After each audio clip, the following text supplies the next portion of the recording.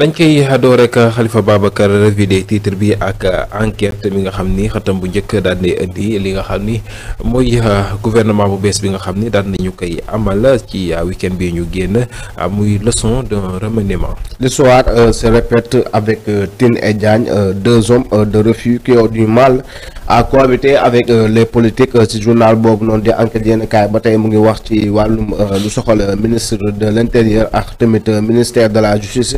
mu ne deux patates chaudes entre les mains de Sonko kii di Cheikh Niang, Bamba Cissé, Amadou Ba, Déthié Fall, les nouveaux visages du gouvernement. loolu la enquête yenn kaay indi ci xëtam bu njëkk mortal. ñu daal di jàll ci beneen yenn kaay di Le Soleil moom tamit daan nay àddu ci réménagement du gouvernement, nouvelle voilure pour un nouveau cap.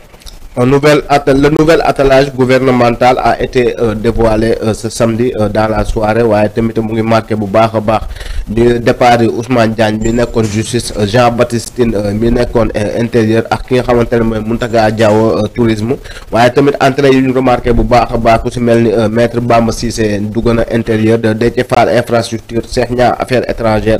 Le premier ministre tamit nag mu ngi exiger bu baax a baax si ay ministres bu ñu def ay investissement 7 jours sur 7 pour répondre aux attentes immenses des Sénégalais. loolu la journal Le Soleil yéene kaay jant bi indi ci xëtam bu njëkk mortal. beneen yéene kaay bu ñuy àddu di direct news moom xëtam bu njëkk daal nay àddu si ñaari nit ñi nga ñaari kilifa yi nga xam ni daan nañu bokk ci gouvernement bi muy deux hommes qu'il faut à la place. Cheikh Niang et Déthié Fall, deux hommes qu'il faut à la place qu'il faut. loolu la direct news indi ci lu soxal wàllum gouvernement Sonko de mu ne Cheikh Niang fut d'abord chef de la division Afrique au ministère des Affaires étrangères avant d'accompagner Abdou Diouf puis Abdoulaye Wade en tant que conseiller diplomatique waaye tamit parcours am ensuite prendre beneen dimension internationale ginnaaw bi mu doonee ambassadeur Afrique du Sud États-Unis ensuite tamit doon na tamit ambassadeur fële sa Japon avant de devenir représentant permanent du Sénégal auprès des Nations Unies. Élection en 2019 à la présidence de la deuxième commission de l'AG de l'ONU et la reconnaissance de son expertise et de sa capacité à diriger les débats économiques et financiers au plus haut niveau. waaye tamit ki nga xamante ne mooy Déthié Fall journal boobu noonu di Direct News indi nag ci xëdam bu njëkk mu ne ginnaaw bi mu nekkee polytechnicien doon originaire de Saint-Louis ki nga xamante ne mooy Déthié Fall titulaire de MBA spécialisé en gestion des projets complexes. Il a également acquis la discipline à l'école des officiers de Thiès. Déthié Fall tamit mu ngi incarné bu baax a baax li nga xamante ne mooy la rigueur du technicien et l'audace du politique. Entrée ci gouvernement bi nag marqué na benn tournant bu décisif parce que portefeuille bi ñu ko jox muy le portefeuille des infrastructures mooy confier la responsabilité d'un secteur élargi qui regroupe non seulement les réseaux routiers, ferroviaires, portuaires et aéroportuaires mais aussi les chantiers d'éducation, de santé et de l'enseignement supérieur. loolu la journal bi nga xamante ne mooy Direct News indi si xëtam bu njëkk mortal. ñu daal di jàll ci beneen yéenekaay di L'As moom dem daa indi si xëtam bu njëkk li nga xam ne mooy remaniement bi Sonko reprend la main. Sonko reprend la main lu soxal wàllum remaniement du gouvernement ki nga xamante ne mooy maître Bamba Cissé et Yacine Fall deux ultra pour satisfaire le PASTEF waaye tamit ki nga xamante ne mooy Déthié Fall ñu ne un polytechnicien pour gérer les infrastructures du pays. Cheikh Niang tamit un gros calibre de la diplomatie pour relancer la machine. boo xoolee tamit li nga xamante ne en fait Diomaye laisse Sonko gouverner loolu la ki nga xamante ne mooy opposition bi tamit mu ngi dénoncer bu baax a baax un gouvernement cosmétique mortal.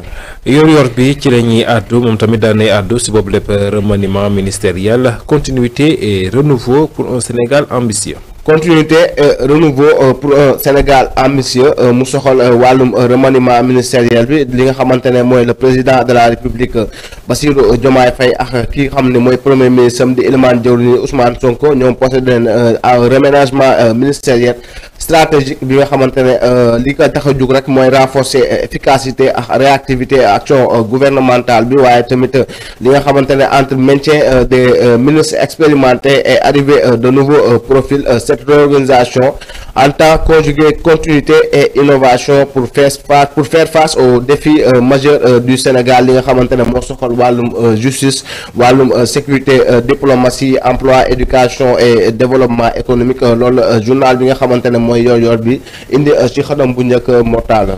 Libération si la ñuy àddu moom daal nay indi si xët bu njëkk beneen coow muy camp pénal bu Liberté 6 une évasion spectaculaire stoppée. Escalade de la toiture du fameux quartier de haute sécurité, tir de sommation, course-poursuite. Comment le détenu M. Ndiaye s'est fait la belle le 2 septembre dernier en début de soirée avant d'être rattrapé au sein même du camp Sékou Mbalo. waaye tamit li nga xamante ne le mise en cause avait été condamné courant janvier 2023 à 4 ans de prison pour vol en réunion.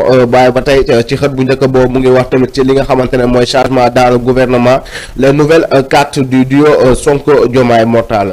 Rewmi Quotidien moom itamit xët bu njëkk daal nay àddu ci gouvernement Sonko 2. remanier pour mieux gouverner loolu la journal bi nga xamante ne mooy Rewmi Quotidien loolu la indi si xëtam bu njëkk mu ne la justice et l'intérieur sous contrôle confié à des hommes de confiance, 4 ministres dont Ousmane Diagne et Jean-Baptiste Viré, ki nga xamante ne mooy Déthié Fall, Maître Bamba Cissé, Amadou Ba et Cheikh Niang les nouveaux entrants.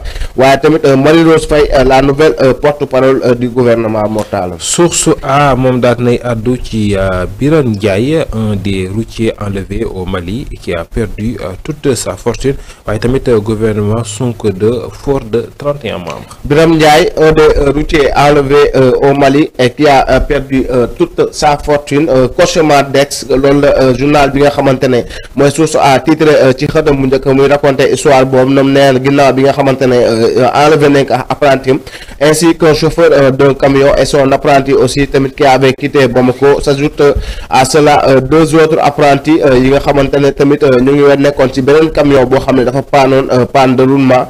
waaye tamit c'était une épreuve difficile loolu la ki nga xamante ne moom la Birame Ndiaye wax. Si quelqu'un pense le contraire, c'est parce qu'il n'a jamais connu de tel. waaye boo xoolee la nuit du Gambou on a dormi à la belle toile. boo xoolee tamit en pleine bourse de nulle part sous une forte pluie avant d'être renvoyé le lendemain dans un autre endroit. On pensait qu'il allait tous nous tuer. loolu la ki nga xamante ne mooy Birame Ndiaye lii nag mu ne j'ai réalisé 24 ans d'expérience dans le secteur du transport, mais cet enlèvement a été l'une des épreuves les plus difficiles de ma vie. boo xoolee tamit moom nee na loolu coûté na ko bu baax a baax une petite fortune doo li nga xamante ne mooy camion am ak tamit li nga xamante ne toll na ci 20 millions de francs CFA moo taal. waaye ba tey ci gouvernement Sonko 2 ci journal boobu noonu di Source A yéen a kaay mu ngi wax ministre effacé et arrivé des bleus mortals. Tribune yéenekaay moom xëtam bu njëkk daal nay àddu ci boobu lépp remaniement nee na moom enfin un premier ministre super fort. Le président Faye a livré au premier ministre de ministère de souveraineté selon Thierno Alassane Sall. waaye ba tey c'est que Ousmane Diagne n'a pas pu faire en 20 mois. Yassine Fall ne le fera pas non plus d'ici la fin du quinquennat. loolu ki nga xamante ne mooy Youssou Diallo moo ko wax di club Sénégal émergent. waaye tamit le dernier remaniement ministériel n'a rien d'un acte politique sérieux. ki nga xamante ne mooy Moussa Niang bu GSB moom moo ko wax. waaye ba tey ci li nga xamante ne mooy remplacement d'Ousmane Diagne à la justice, la retentissante alerte de l'Alliance Sauver le Sénégal. ki nga xamante ne mooy les magistrats sont non seulement responsables devant les hommes mais surtout devant Dieu. kooku mu ngi àddu ci mbir moom. waaye tamit l'application des conclusions des assises de la justice ñu ngi koy réclamer bu baax a baax ci li nga xamante ne mooy Alliance Sauver le Sénégal mortal. Sud Quotidien moom tamit daanay àddu c'est réaménagement de l'attelage gouvernemental. Sonko réajuste ses pions. loolu la journal boobu noonu de Sud Quotidien indi si xatam bu njëkk ginnaaw bi nga xamante ne am nañ 17 mois après l'arrivée du président Bassirou Diomaye Faye au pouvoir. remaniement ministériel bi nga xamante ne mooy gouvernement bi nga xamante ne moo ko ki nga xamante ne mooy le premier ministre Ousmane Sonko moo ko dirigé enregistré na quelques changements majeurs dont au niveau des postes stratégiques du ministère de la justice, de l'intérieur et des affaires étrangères mortales. ñu jàll si benn yéenekaay di Le Quotidien moom xata bu njëkk daal nay àddu ci Sonko qui reprend tous les pouvoirs. Remaniement de clarification. Sonko reprend tous les pouvoirs, tous les ministères clés aux mains de ses proches. waaye tamit le plan de redressement toujours dans les tiroirs. Le ministère des infrastructures coquille vide pour Déthié Fall. Le SDG ki nga xamante ne quitte du cas Boubacar Camara mu doon ab laaj boo xamante ne SDG moom moo ko laaj muy secrétaire général du gouvernement maanaam bokk di laajte sooru ki nga xamante ne moom mooy Boubacar Camara mi nga xamante ne tegoon nañ ko ci ndodd ki nga xamante ne mooy le premier ministre Ousmane Sonko mortal. Walf Quotidien si la ñuy àddu ak départ de Jean-Baptiste Tine et Ousmane Diagne du gouvernement. Diomaye cède à la pression de Pastef loolu la journal bi nga xamante ne mooy Walf Quotidien indi ci xëtam bu njëkk mu ne li nga xamante ne ce qui a perdu les ministres de l'intérieur et de la justice ñu ngi doon ab jàngat boo xamante ne Walfadjri jàng na ko waaye tamit maître Bamba Cissé au ministère de l'intérieur ki nga xamante ne mooy Yacine Fall migre au département de la justice l'ambassadeur Cheikh Nia aux affaires étrangères docteur Abdourahmane Diouf dans un autre environnement Thierno Bocoum moom àdduna ci mbir mi mu ne remaniement bi ça fait planer le doute sur un agenda politique dangereux pour la démocratie pour l'état de droit et pour la liberté des Sénégalais mortals. dañ ciy àddu ci li nga xam ni mooy l'observateur moom tamit si boobu rek réménagement du gouvernement c'est la àddu ak Sonko qui tient les verrous du pouvoir. les secrets de gouvernement livrés clé en main ci journal boobu noonu boo demee ci les pages 3 4 5 6 et 7 waaye tamit la logique des nominations le message politique derrière les orientations stratégiques. Tout sur le jeu de chaises et la valse des portefeuilles, justice intérieure, le poids des événements de 2021 à 2024 et la consécration des fidèles affaires étrangères, infrastructures, culture et tourisme.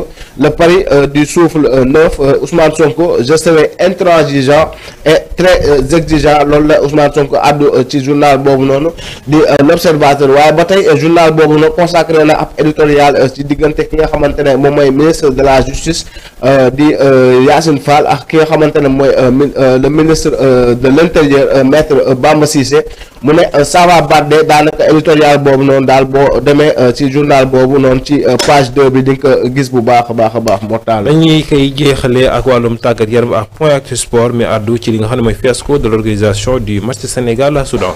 La Fédération sénégalaise de football présente ses sincères excuses et s'explique waaye tamit lu soxal wàllum équipe nationale les Lions ont décimé en défense Seny Mbaye Ndiaye appelé en renfort.